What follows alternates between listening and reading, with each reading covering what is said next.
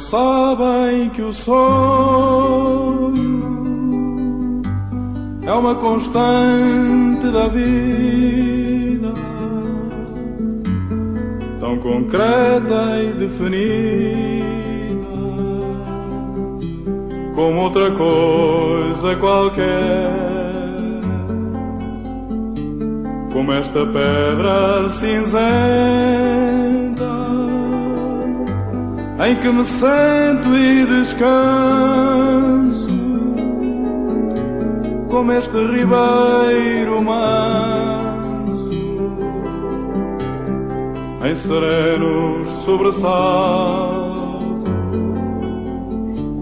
como estes pinheiros altos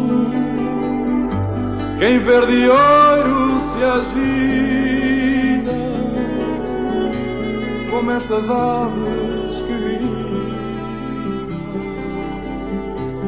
em bebedeiras de azul.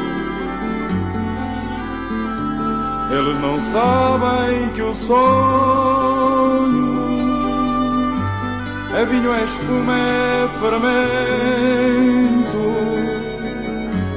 bichinho alacre sedento, de focinho pontiagudo, num perpétuo movimento. Eles não sabem que o sonho é telecor, é pincel, vaso, fusto ou capitel, arco em ogiva vitral, pináculo de catedral,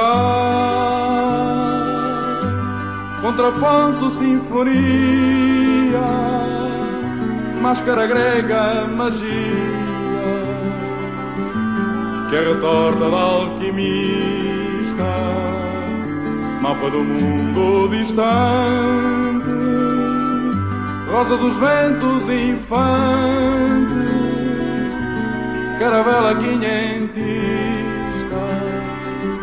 que é cabo da boa esperança,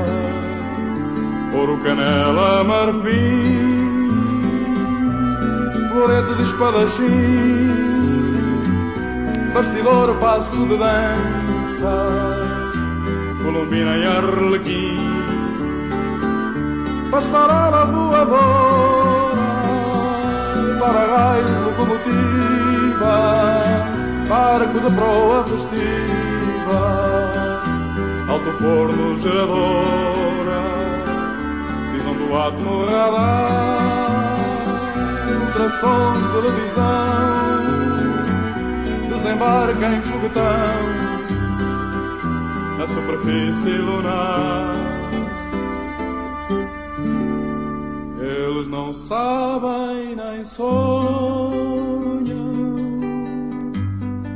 que o sonho comanda a vida e que sempre que um homem sonha, o mundo pula e avança como bola colorida entre as mãos de uma criança. La, la,